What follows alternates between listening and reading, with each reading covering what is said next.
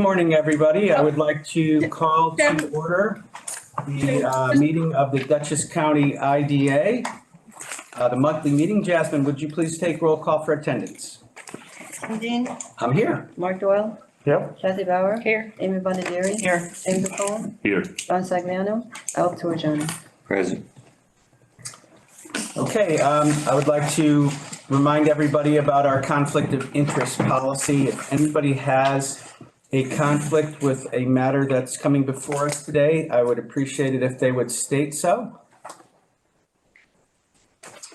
Okay, there doesn't appear to be any, but if something comes up during the meeting, please advise us and state the reason, and we'll, temporarily excuse you from the meeting. Sarah, the proof of meeting notice was posted? Yes. Thank you. Any bills and communications? No, none today. Okay, so the first topic is the approval of our minutes from the December 13th meeting. Did anybody have any amendments or corrections or changes to that document? All right, would someone be willing to make a motion to approve minutes? Thank you, Mark. Can anybody? Thank you, Al. Second. Okay, Jasmine, would you please take a vote on the approval of the minutes? Mark Doyle, Approved. Kathy Bauer. Approved. Amy Bonadiri. Approved. James McCollum. Approved. Al Torrigiani. Approved. Approved. All right, report of treasurer, James. Yes, there's no report. We're going through year end and audit. Okay, thank you. Report of committees. Is there any committee report, Sarah? No, not. Okay, and there's no unfinished business that I'm aware of. So that takes us into our reports. And the first one is the 2023 review of activities by Hudson Valley Agribusiness Development Corporation. And we have Todd Erling here to do that remotely. Morning. Good morning, everyone. Just give me a thumbs up that the audio is working. Yep. All right, perfect. So welcome to 2024. Appreciate the continued support in 2023. Just wanted to give a brief update on our activities in 23 and what we see on the horizon in 24. HVADC has enjoyed the contractual support and has provided services with the Dutchess County IDA along with a core group of other economic development corporations, economic development committees and offices, and other IDAs in the region for over a decade. And we can count Dutchess County as one of our core founding members. We wanted to follow up on just some key components of what we're doing regionally and then some specific projects happening within Dutchess County, not only in 2023, but historically in that relationship and on the horizon in the future, because there's some really exciting federal and state programs that will be available to Dutchess County producers and Dutchess County food entrepreneurs. Specifically, what I wanted to focus on was that we are now a CDFI. A CDFI is a certified community development financial institution. And what that means is we have the opportunity to work with the Department of Treasury to create new loan funds. We also have the opportunity to continue offering our loan funds that we currently have and focus very specifically on the food system and entrepreneurs that are going to support local farms and are going to create products for local markets. We are one of the few CDFIs across the United States that focuses solely on the food system. And our goal is to actually mirror what's happening in California and some other regions and offer these CDFI opportunities for the food system beyond just the Hudson Valley, but into the Northeast. And CDFIs are actually certified through the Department of Treasury, but we're able to offer not only lending products from the Department of Treasury, but also the Department of Commerce on a federal level and Empire State Development Job Development Authority on a state level. And that kind of rolls into what we've done through our Incubator Without Walls program. Our Incubator Without Walls program provides direct technical assistance to individual businesses to solve problems or sticking points within their strategy, their growth, potential access to market, potential sourcing from local producers. And over the past year, we worked with 4 different groups in Dutchess County through our Incubator Without Walls. Specifically Ober Creek Farm, we helped them access some EDA funds through, or ESD funds, Empire State Development Funds, through the state's consolidated funding application process. And that had been a multi-year effort.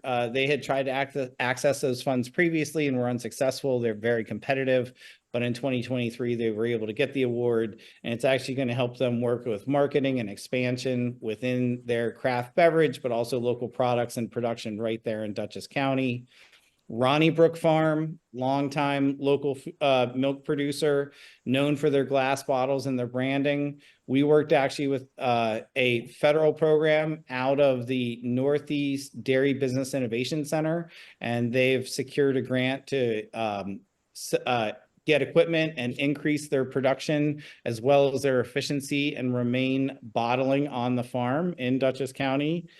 Gopal Farm, which is a historically underserved owned and historically underserved employee and market opportunity farm, primarily in continental Indian and Ayurvedic nutritional and dietary focus. They're actually taking over the Sprout Creek Farm, and we've been assisting them for a number of years. They were part of our original accelerator program a couple of years ago, and helping them now to have a permanent home at the Sprout Creek Farm. And then just talking about Essie's, the kitchen and restaurant in Poughkeepsie, Chef Brandon Walker, who actually also sits on some of our what we call minority development and historically underserved strategy work through the CDFI components that we do, is also looking at how to strategically move to owning the building that he's in. And then lastly, the Incubator Without Walls also complements some of our loan programs, and Current Cassis was a loan that we completed in 2023. It helped them actually move from Greene County into a permanent location in Dutchess County, build a headquarters, build a production facility, and continue their work in sourcing from local farms, Southern Columbia County and Northern Dutchess County, for their berries and their currants to make their cassis. Bigger projects that we've been part of, the Hudson Valley Bounty Program had a relaunch and a rebranding. That's our matchmaking program between individual consumers, individual chefs, individual farmers, and making sure that they know who wants to source locally, who wants to provide product locally, and then giving the consumer the choice to shop locally and identify restaurants and food businesses, as well as farms that are working within that locavore food scene. Our Feed HV program continues, and that's actually a program where we help through an online virtual platform connect surplus food that's still consumable but not saleable, to local food pantries. So the actual pantry on the ground, not the regional bank itself, but the individual distribution points on the ground, and primarily farmers and food businesses within the region, so that we have almost a Uber for food connection with volunteers bringing that in. And it not only keeps food out of landfills and gets consumable food into food insecure populations, but it also gives the farmer or the restaurant the ability to track the donation and take advantage of any tax benefits that they can get through those donations to the system. The last thing I just want to mention is there's some very big projects that H3ADC is leading up. A meat processing statewide expansion program, where Senator Michelle Hinchy had secured funds for individual processors to apply for equipment and expansion opportunities. H3ADC is actually administering that statewide. Although no Dutchess County processors applied to it, we have been recently having a conversation with a new potential startup in Dutchess County for a USDA meat processing facility outside of that program.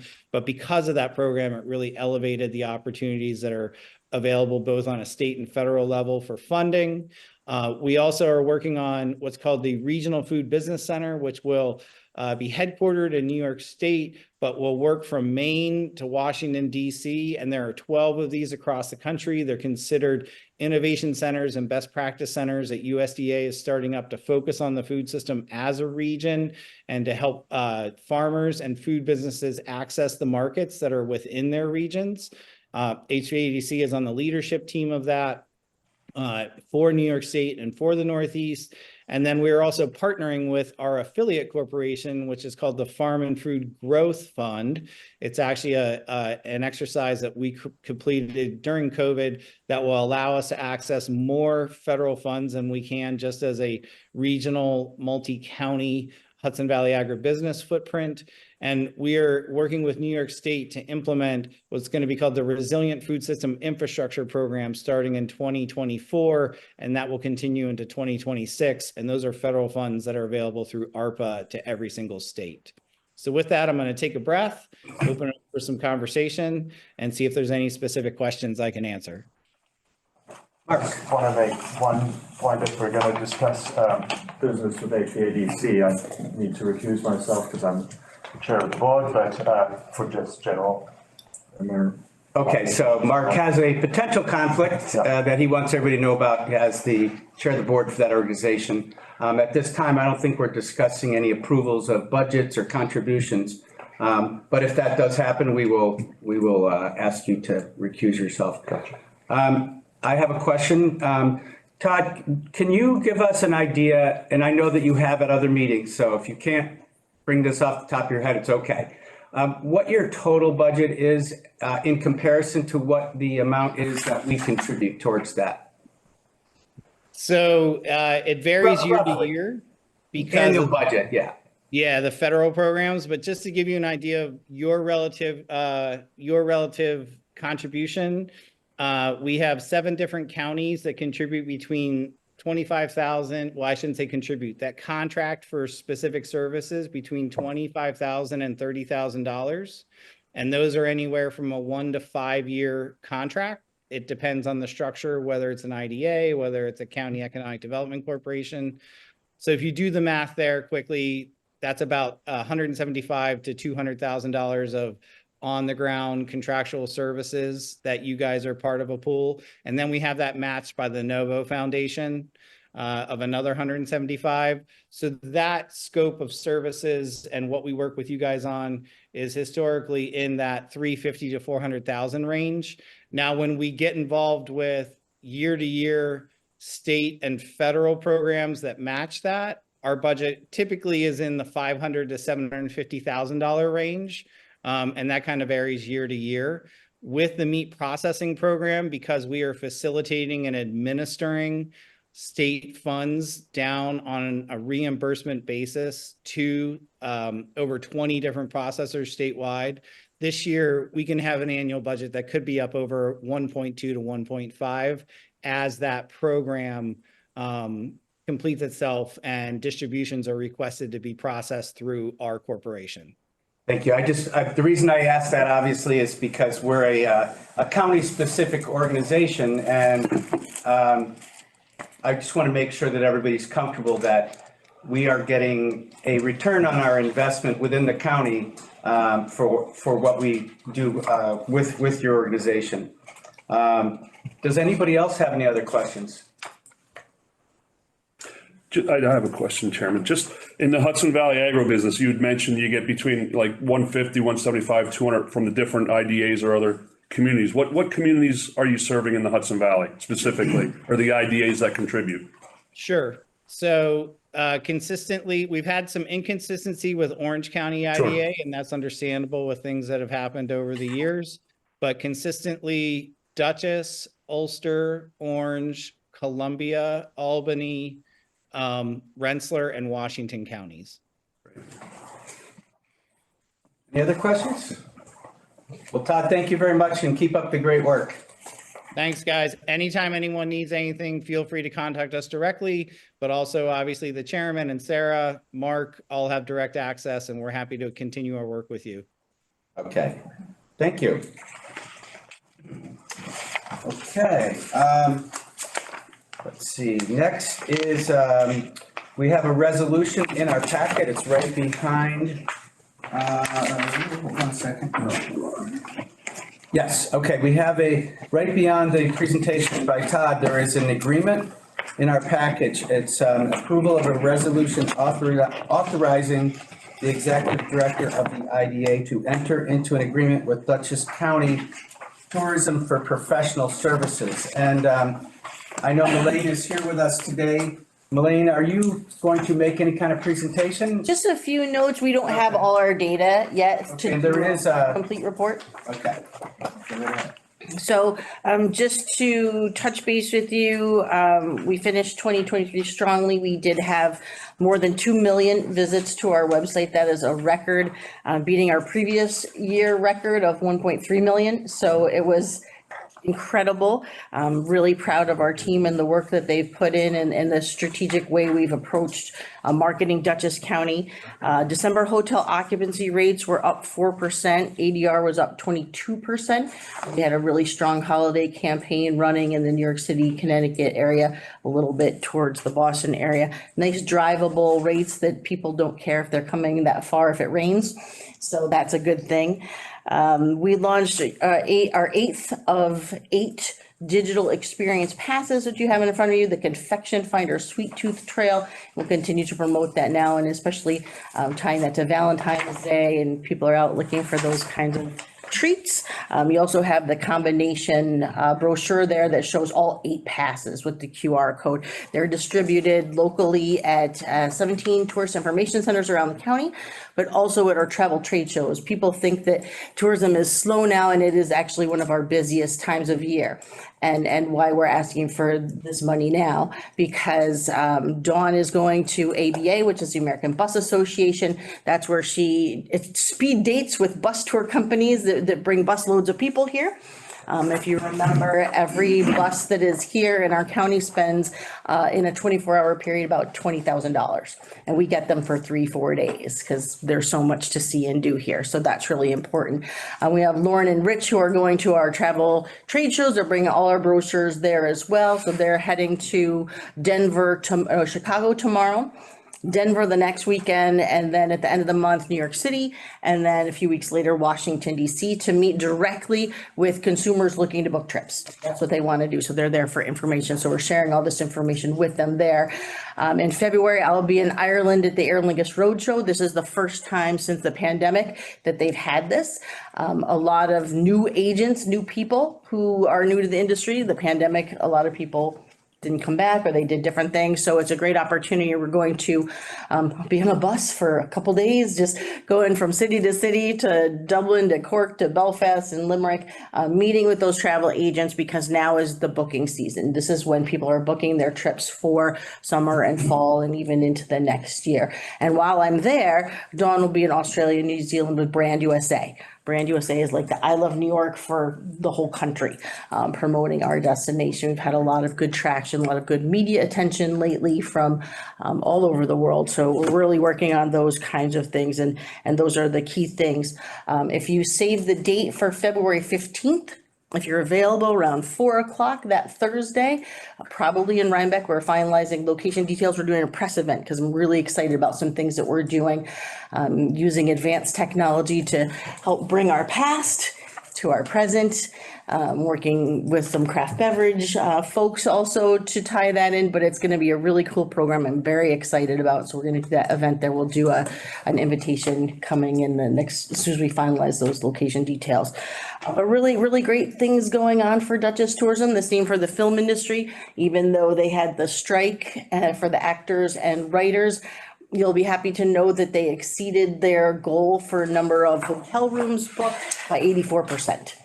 So that was significant. 70% of the hotels booked in the region happen in Dutchess County, primarily in Fishkill.